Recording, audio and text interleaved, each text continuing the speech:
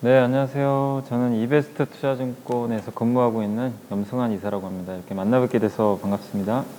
시장에선 거의 90% 확률로 0.75% 9월에 올릴 것 같아요. 아마 그렇게 일단은 올려놓고, 왜냐하면 미국의 물가가 꺾였다고 해도 여전히 레벨이 워낙 높기 때문에 물가를 일단은 어쨌든 더 잡기 위해서 0.75를 올려놓고, 그리고 아마 0.5를 한 번 더 올리고, 예, 그리고 0.25 뭐 이런 식으로 가지 않을까 이렇게 생각을 좀 하고 있는데, 어쨌든 뭐 그거는 연준에서 뭐 결정할 문제지만 0.75를 올리고 0.25 두 번 갈 수도 있고요.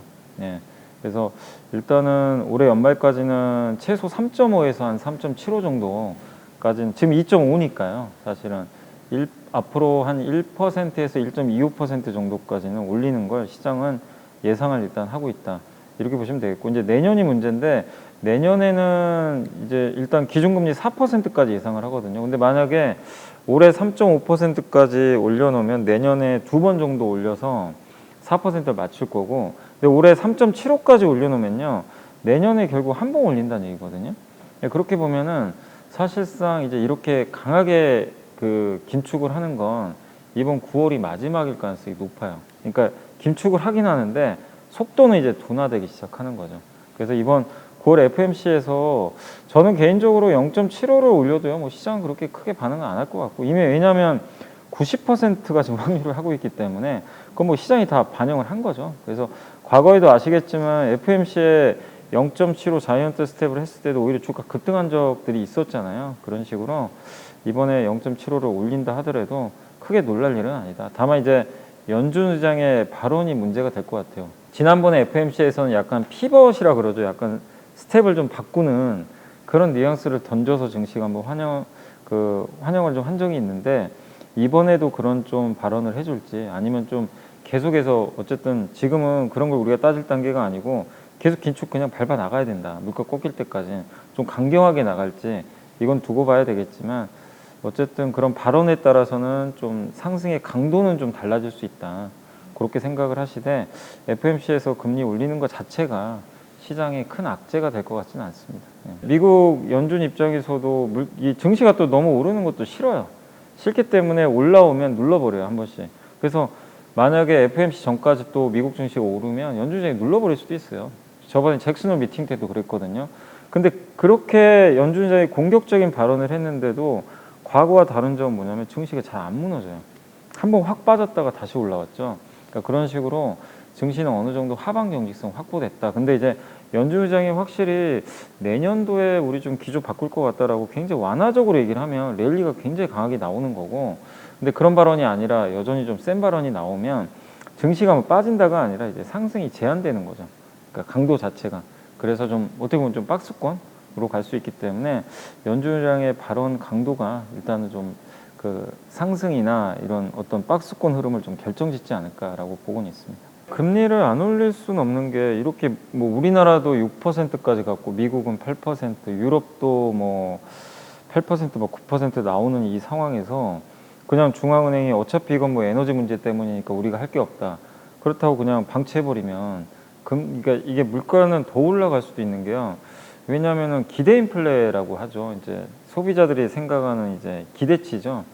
이게 자꾸만 사람들이 생각하는 물가에 대한 기대치가 올라가면 올라갈수록 이건 이제 나중에 걷잡을 수가 없어요. 그러니까 실제 물가까지 연동이 돼 버리거든요. 사람들이 오 진짜 물가 이거 더 올라갈 것 같은데, 더 올라갈 것 같은데 하면 어쨌든 이제 그거에 따라서 실제 물가까지 움직이니까, 그래서 연준 의장도 얘기를 했던 게 기대 인플레를 자기는 계속 체크하고 있다. 사람들의 물가에 대한 기대치를 꺾어버려야 되거든요. 그래서 이게 실효성이 있고 없고를 떠나서라도, 물론 이제 이게 에너지 문제고 사실 여러 가지 공급망 이슈 때문에 복합적이니까 뭐 금리 몇 번 올린다고 물가가 잡힐 건 아니거든요, 사실은. 근데 연준 입장이나 우리 한국은행 입장에서도 뭔가 시그널을 줘야 되거든요. 수요를 둔화시키든 어째서 물가는 우리는 무조건 잡겠다. 금리를 우리가 이렇게라도 공격적으로 올려서라도 잡아야 된다라는 그런 시그널을 주면 실제 시장은 또 그렇게 반응을 하고요. 그래서 지금 이번에 발표된 뉴욕 연윤에서 발표된 그 기대 인플레가 많이 꺾였어요, 생각보다. 그게 효과가 나오는 거죠. 그러면 실제 물가도 영향을 좀 주거든요. 그리고 또 한 가지가 이번에 어쨌든 뭐 연준 의장이 의도도 했겠지만 그러니까 제일 큰 문제가 저는 유가였다고 봐요. 이 에너지에서 모든 게 좀 파생이 됐는데 유가를 연준 의장이나 우리 한국은행 총재 입장에서는 공급을 늘릴 방법은 없어요. 어떻게 늘리겠어요? 근데 연준이 할 수 있는 방법은 하나가 있어요. 금리를 세게 올려가지고 수요를 그냥 위축시켜 버리면 돼요. 수요가 위축되면 무슨 일이 발생하면 원유 수요가 줄어버려요. 근데 실제로 지금 유가 빠지는 거 보시면 공급 늘어서 빠진 게 아니에요.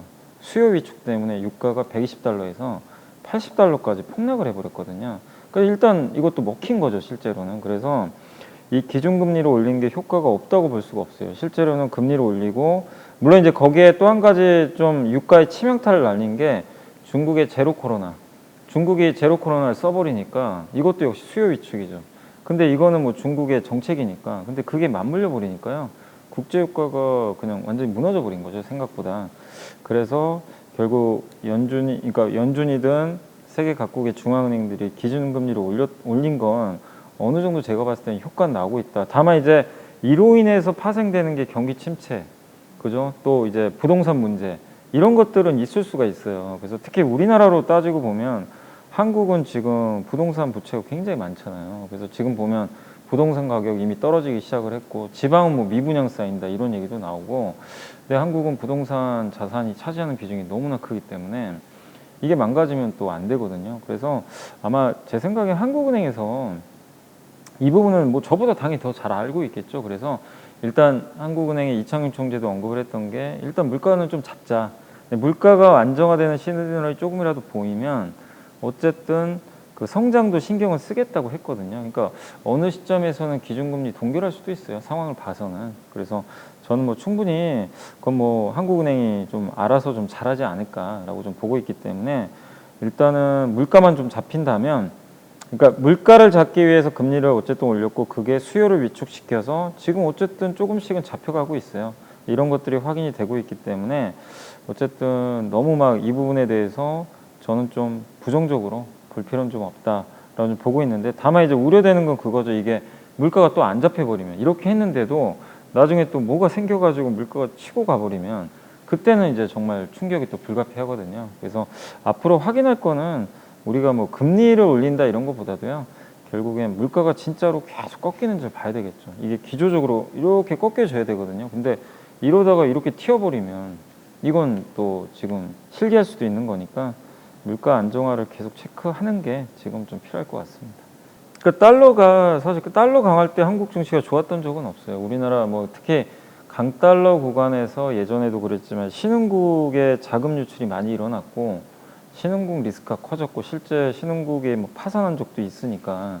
그래서 얼마 전에 스리랑카인가요? 거기도 뭐 한번 뭐 국가 뭐 부도났다 뭐 이런 얘기도 돌던데, 아무튼 강달러 시기에는 이 취약한 친흥국은 좀 데미지를 많이 입어요. 이게 전통적으로, 왜냐하면 그들 국가들은 또 미국의 달러 부채가 많기 때문에 당연히 큰 피해를 받고, 이렇게 또 달러가 올라간다는 건 그만큼 글로벌 경기가 또 안 좋다는 얘기잖아요. 그러니까 달러가 강세인 현상을 보면은 위험 자산보다는 달러는 안전 자산이니까 사람들이 경기 안 좋을 때 안전 자산으로 가고, 그리고 달러가 좋을 때 상대국 통화들이 다 약하죠. 근데 대표적으로 이번에 강달러가 더 심했던 이유 중에 하나가 그 유로화가 너무 안 좋았어요. 유럽이 정말 상황이 지금 심각했죠. 뭐 에너지 문제 때문에 이제 전쟁 나서 제일 피해본 국가 중에 이제 지역이 사실 유로잖아요. 그래서 그게 달러 강세를 더 촉발을 시켜버렸던 것 같고, 또 물가 오르니까 뭐 연준은 더 세게 밟아버렸고 그런 게 있었고, 또 일본의 엔화도 안 도와줬죠. 일본은 좀 물가 낮다 보니까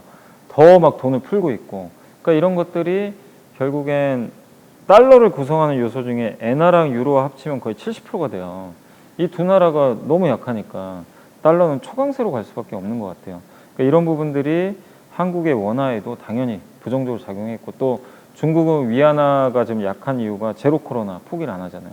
계속 중국의 선전 시도, 뭐 서울 인구의 2배 정도 되는 도시를 그냥 갑자기 셧다운 시켜버리니까 4, 5월에 상해, 이번엔 또 선전, 또 앞으로 무슨 도시가 어떻게 될지 모르겠고, 이런 것들이 계속 이어지면 중국 경기는 안 좋고 위안화는 약해니까 그럼 당연히 또 달러는 강해져요. 그러니까 이런 것들이 그러니까 우리 한국이 뭔가 문제가 있다기보다는 이 주변 환경이 달러를 자꾸만 강하게 만들어요. 그래서 달러가 강해졌고 또 한 가지가 이거는 우리 국내 개인 투자분들의 이제 투자 스타일이 완전히 많이 달라졌기 때문에 또 이런 현상이 발생했던 게 해외 투자를 되게 많이 하세요. 그러니까 국내 투자보다도 해외 주식, 특히 미국 주식 투자하는 게 굉장히 이제 활성화되다 보니까 테슬라만 해도 테슬라 전체 시총의 1%를 한국인이 갖고 있다고 그러죠. 기사를 보니까. 그럼 그만큼의 달러를 갖고 있는 거잖아요. 그러니까 이게 결코 적다고 할 수가 없는 거죠. 예. 그래서 그런 걸 또 감안해 보면 과거랑은 다르다는 거죠. 그러니까 이게 잘못됐다가 아니라 달러가 우리나라니까 원달러 환율이 구조적으로 올라가는 이유들이 하나가 아니라 너무 복잡해요. 그러니까 한국의 그러니까 우리가 보통 이러죠. 달러 강세면 한국의 위기고 이건 또 신흥국 위기고 그래서 리스크 오고 금융위기 오고 이게 항상 이제 시나리오인데 이번에는 그럴 가능성이 높진 않은 게 한국에 문제 생긴 건 없거든요. 주변국의 좀 환율 문제 거기다가 그 국민연금은 자꾸만 미국 주식은 비중 늘리죠. 우리나라는 줄이죠. 그럼 당연히 이거 외화 유출되는 거죠. 왜냐면 달러 사니까.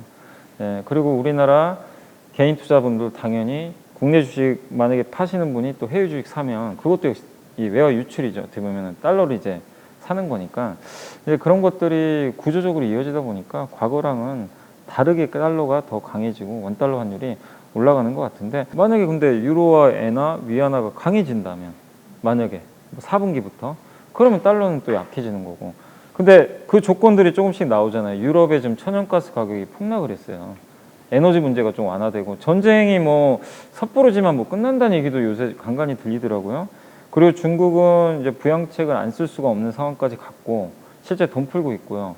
그래서 아마 시진핑 주석이 아마 당대회 끝나고 나면 3연임이 만약에 확정이 되면 좀 더 자기 치적도 만들어야 되기 때문에 경제 쪽에 아마 드라이브를 좀 걸 것 같아요. 그럼 중국의 위안화도 조금 더 강해질 가능성도 있고 엔화는 모르겠어요. 엔화 쪽은 뭐 워낙 그냥 돈 푸니까 그건 뭐 제가 예측하기 좀 불가능할 것 같고 그냥 엔화는 뭐 약하다고 좀 쳐야 될 것 같고 근데 엔화가 더 약해질까? 그럴 것 같지는 않아요. 워낙 약하기 때문에 예, 그럴 가능성도 좀 있는 것 같고 그 다음에 아까 말씀드린 요인 중에 하나가 미국의 강달러가 너무 이제 금리를 세게 올리니까 물가잖아요. 결국 그럼 물가가 완화되면 또 강달러는 완화돼요. 근데 물가에 영향 주는 게 유가죠.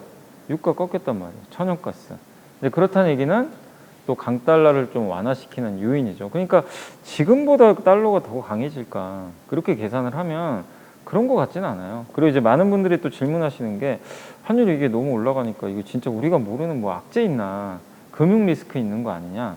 근데 실제 보면요 그런 건 없어요. 우리나라 국가부도지수인가 CDS 프리미엄 같은 경우는 많이 안정화돼 있고 하이힐드 스프레드라고 하는데 이제 그 좀 부실 기업하고 우량 기업 간의 이제 채권 금리 차이죠. 이게 벌어지면 뭔가 리스크가 생긴 거거든요. 그것도 오히려 안정화되고 있고. 그러니까 이런 거 보면 크게 리스크는 없고요. 근데 혹시라도요. 이거는 한번 저도 말씀드리고 싶은 게 과거랑 다른 게요. 옛날에는 우리나라 IMF도 위기도 있었고 금융위기도 있었는데 그때 우리나라 외화 보유고가 많이 줄었잖아요. 근데 그때만 해도 우리 한국 사람들 뭐 국민연금도 마찬가지고 외국 자산이 없었어요. 별로. 달러 자산을 갖고. 근데 지금은요. 만약에 위기가 터지죠. 우리나라 사람들이든 아니면 국민연금에서 해외 자산을 매각하면 돼요. 달러를 팔아버리면 됩니다. 팔고 원화로 바꿔서 들어오면 돼요. 그러니까 그런 부분도 그러니까 오히려 그런 것 때문에 달러가 강해졌지만 반대로 생각하면 위기 때 달러 자산 팔아버리면 되거든요. 팔면은 과거처럼 리스크가 생겨도 이게 완충제 역할을 해줘요. 사실은. 옛날에는 돈이 없었잖아요. 실제로. 그래서 IMF 위기까지 맞았는데 지금은 완전히 이제 뒤바뀐 게 우리나라가 외화 자산을 많이 갖고 있단 말이에요. 투자를 워낙 많이 해놨으니까. 그러니까 이런 것들은 최후의 또 보루가 될 수 있는 것 같아요. 그래서 너무 리스크 요인만 볼 필요는 저는 없다라고 좀 생각을 합니다. 저는 이제 이 용어 나올 때부터 항상 얘기를 했던 게 좀 조심해야 될 것 같다.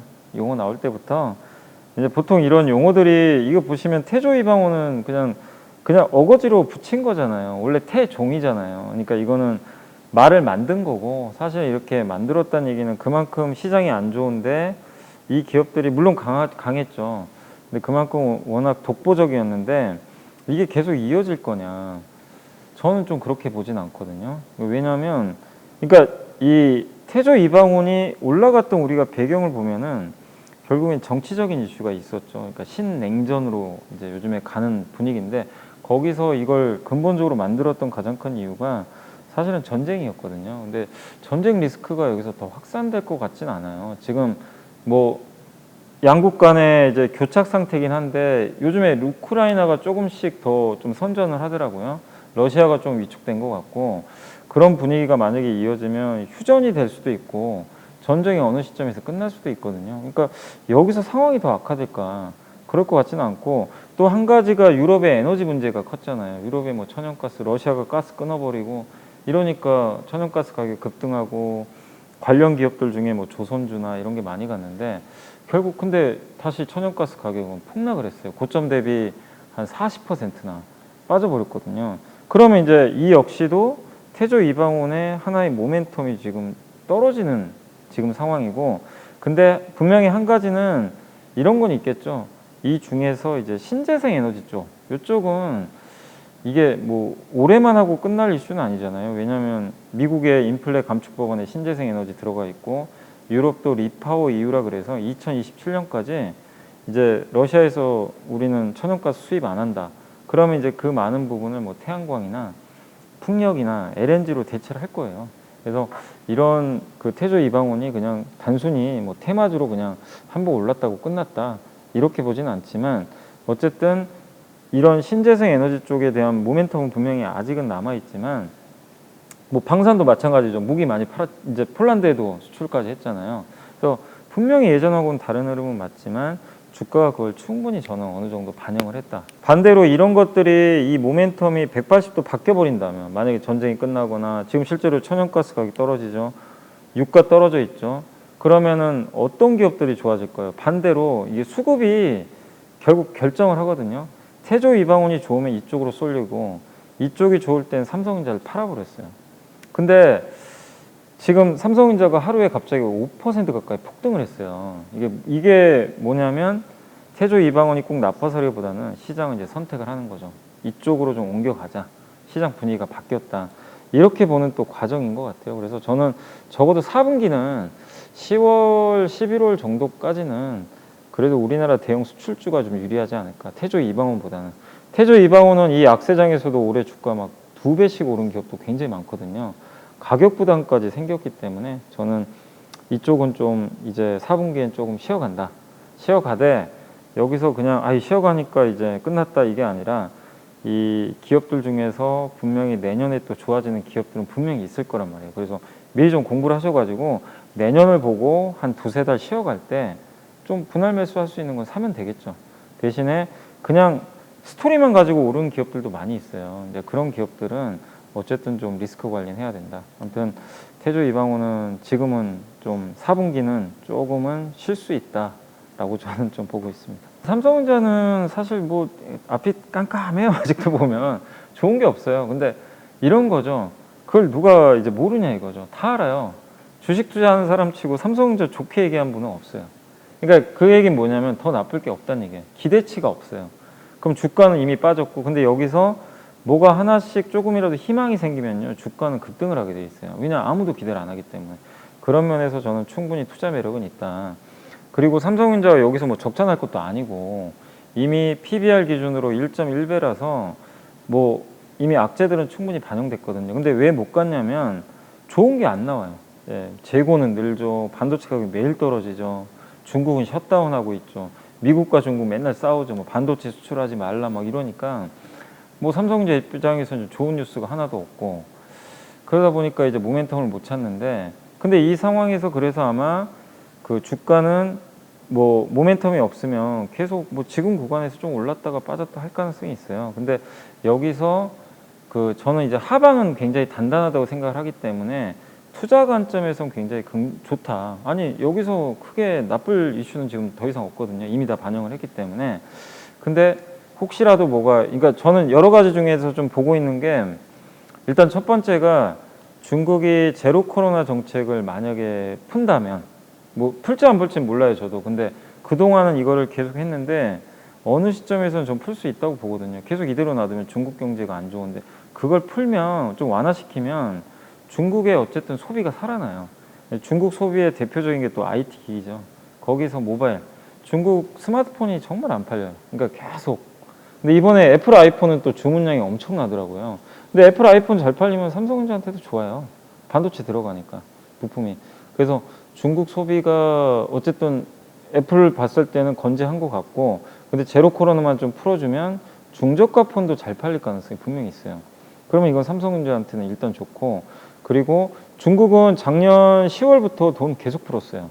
10월인가 11월부터 돈을 계속 풀기 시작했어요. 긴축으로 가다가 그게 보통 한 9개월, 10개월 정도 지나면 반도체 주가에도 영향을 준다고 하더라고요. 실제로 과거 데이터를 보면.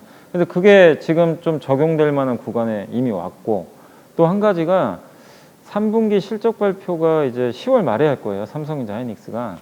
그때 이제 내년에 대한 이제 전망을 하겠죠. 삼성과 하이닉스가.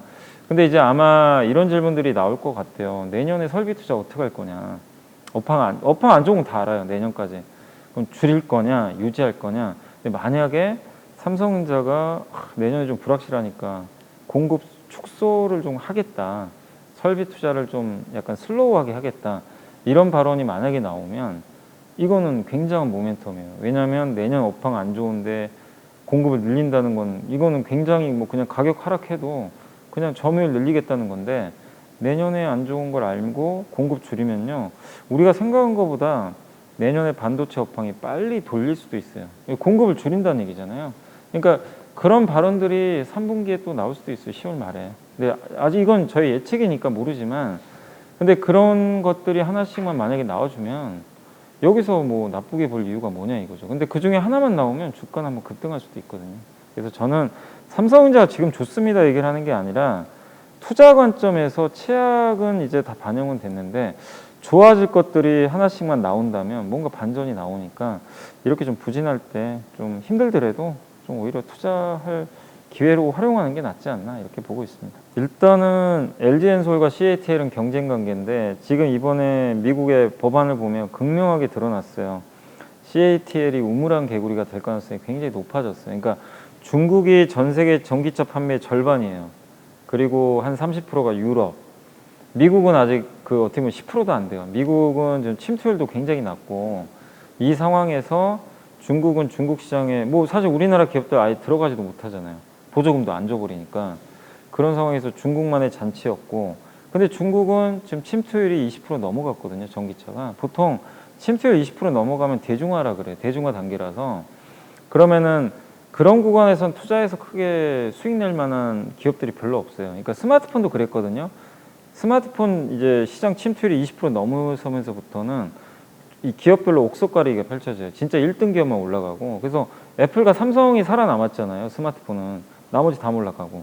그런 게 아마 이제 배터리 쪽에도 나올 수도 있어요. 나중에는. 근데 이미 중국은 좀 대중화로 가고 있는데, 지금 남은 게 유럽도 지금 많이 팔리고 있죠. 근데 미국밖에 없어요. 근데 미국은 세계 최대 자동차 시장인데 이제 막 시작이에요. 그럼 여기서 서로 피 터지게 경쟁하는데, 여기서 우리나라가 절대 강자입니다. 지금 미국은, 왜냐하면 사실 중국의 CATL이 미국에도 갈 수도 있었거든요. 뭐 멕시코에 공장 짓는다 이런 얘기도 있었는데 쏙 들어가 버렸죠. 지금 미국의 법안 발표 후에. 그러니까 바이든 대통령은 배터리도 전략 물자로 선정을 했고요. 그러니까 결국 노골적으로 그냥 그러니까 적지는 않았지만 딱 보면 알 수 있죠. 중국 거 쓰지 말란 얘기예요. 너네 중국 거 쓰는 순간 보조금 안 줄 거야 미국에서. 이 얘기입니다. 그리고 중국 업체들한테 경고를 한 것 같아요. 미국에 오지 마. 예, 이거예요 사실은. 그럼 누가 수혜를 받겠습니까? 한국과 일본인데, 일본 파나소닉은 굉장히 보수적이에요. 그래서 테슬라 외에는 잘 안 해요. 도요타는 자기가 직접 한다 그랬고, 그러면 이번에 혼다가 LG랑 손잡았잖아요. 혼다 입장에서는 자기네 나라랑 하고 싶었겠죠. 근데 대안이 없어요. 한국밖에는, 미국에서 하려면. 왜냐하면 서로 협력 안 하면 배터리 못 만들거든요. 그래서 이번 IRA 법안의 최대 수혜 국가는 한국이다. 한국의 2차 전지 업체가 됐고, 그래서 LG엔솔의 주가 상승은 뭐 당연한 거 아닌가. 그래서 LG엔솔 또 우리나라의 뭐 SK 이노베이션 또 삼성 SDI가 이렇게 있지만, 이 기업들이 다 지금 미국에 투자를 많이 하니까 동반해서 저는 수혜를 받을 수 있다. 한국 입장에서 제일 불편한 건 중국 CATL이 미국에서도 1등하는 거예요. 그럼 타격이 불가피한데 그거를 아예 못하게 막아버렸어요. 그래서 미국 시장의 지금 침투율이 그러니까 미국 전체의 전기차 침투율이 한 7%인가 8% 정도 된대요. 이게 20% 정도까지 갈 때가 24년 정도 예상하더라고요. 그럼 그때까지는 저는 좀 괜찮지 않을까, 배터리 쪽은. 그래서 계속 좀 증설을 하니까 미국의 배터리에 좀 관련돼 있는 우리나라 기업들은 괜찮다. 다만 주가들이 좀 많이 오른 기업들도 있으니까 좀 당부드리고 싶은 건, 아무리 모멘텀이 좋아도 많이 오를 때 사면 수익 내는 건 불가능합니다. 그래서 혹시 조정을 좀 기다렸다가 투자하는 게 맞고, 지금은 좀 일부 기업들은 비싸졌으니까 조금 지켜는 보자. 다만 여전히 모멘텀은 유효하다, 이렇게 좀 생각하고 있습니다. 근데 이게 현대차만 악재가 아니라 뭐 올해는 이제 물론 현대차가 올해 말까지는 판매하는 거는 못 받겠죠, 당연히. 그래서 타격은 일부 불가피한데 잘 팔리는 차니까. 근데 대안들이 다 있어요. 그리고 사실 내년부터는 사실 이제 미국의 그 보조금을 보면은 중국산 소재라든가 뭐 양극재라든가 이런 것들을 미국에서 현지 조달하든가 아니면 FTA 체결 국가가 아닌 데서 조달을 하면 이제 보조금 못 받죠. 근데 그렇게 따지면요, 웬만한 배터리 대부분 거의 다 해당이 돼서 웬만한 전기차는 다 못 받아요. 사실상 이게 현대차만 못 받는 게 아니라 대부분 못 받습니다, 사실은. 그래서 그게 현대차만의 악재는 아니고, 그 다음에 현대차가 대안이 좀 일부 있는 게, 일단은 현지에서 생산하면 돼요. 이 공장 개조하면 되거든요. 그게 하나의 방법이 있고, 노조가 합의만 해주면. 그리고 두 번째가 어쨌든 24년까지, 지금 24년 여름 지나면서부터 이제 미국의 조지아인가요? 거기에 이제 공장이 이제 완공이 되니까 그때 이제 1년 반 정도 시간이 남아 있잖아요. 그 기간 동안 이제 현대차가 좀 뭐 약간 손실은 보더라도 할인 판매하는 거죠. 예를 들면 지금 미국은 $1,000, 그러니까 $750 이제 보조금을 7,500달러 보조금을 지급을 하는데, 이게 지금 못 받잖아요. 만약에 그냥 다 못 받는다고 하면 한국 돈으로 1,000만 원을 못 받는 거죠.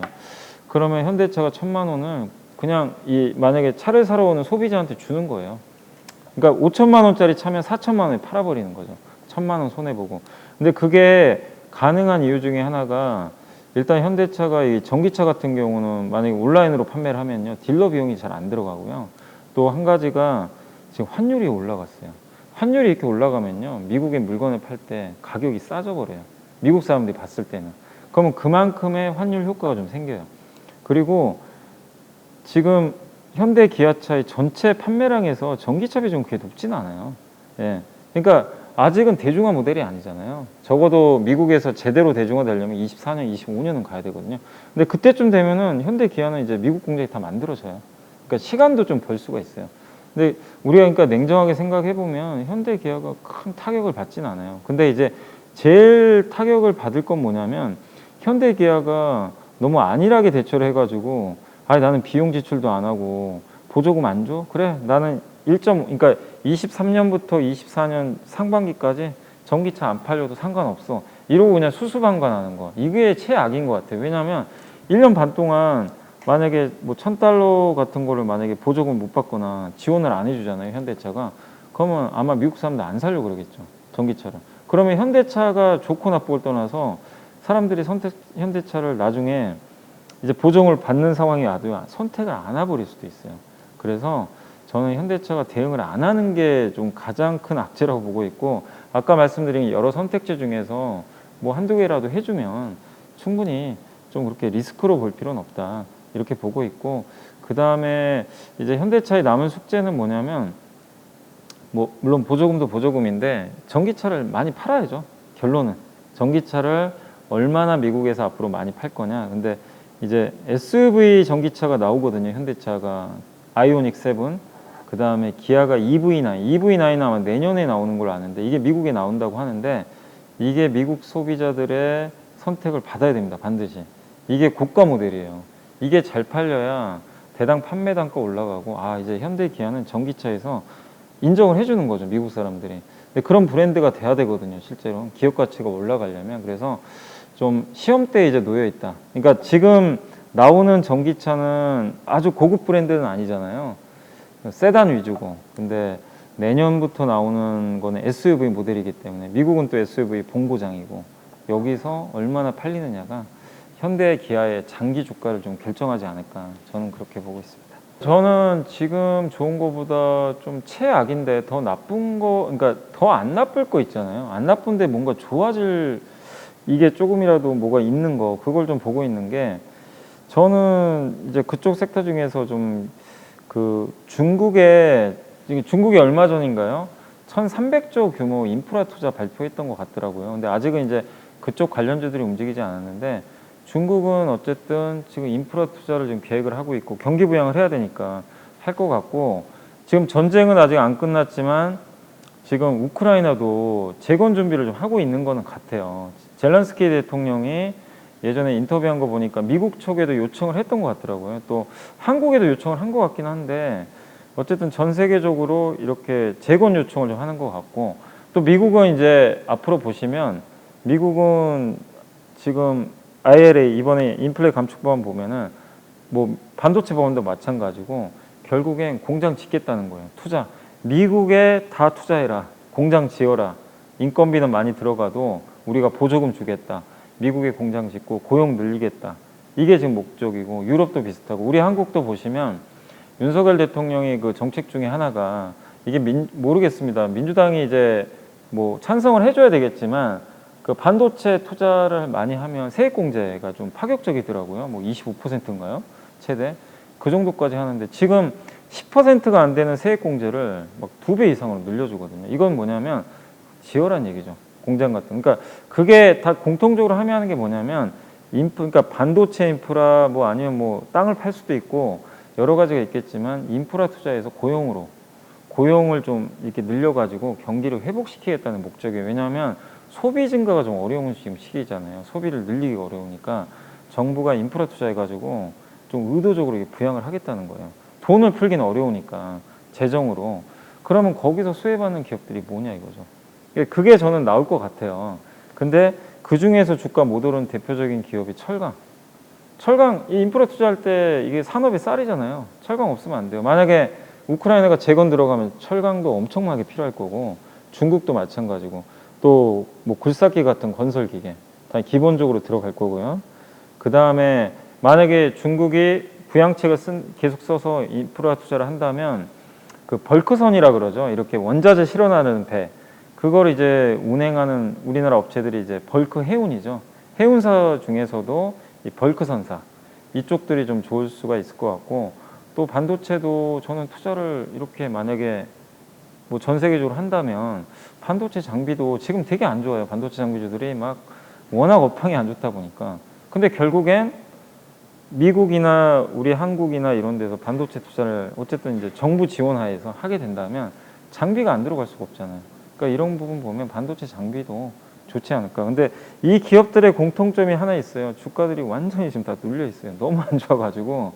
그래서 이 기업들에서, 그러니까 우리가 다 아는 뻔한데 올라가는 데에서 기회를 찾는 게 아니라 최악에서 좋아지는 스토리를 좀 잡아가지고 미리 좀 선점을 해놓는 게 좀 수익률을 올리는 길이 되지 않을까라고 생각을 하고 있습니다.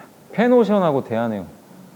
그러니까 해운사가 우리나라의 대표적인 게 펜오션, 대한해운, HMM. 근데 HMM 컨테이너 선사라서 그쪽은 제외고요. 대한해운과 펜오션이 수혜를 받을 거예요.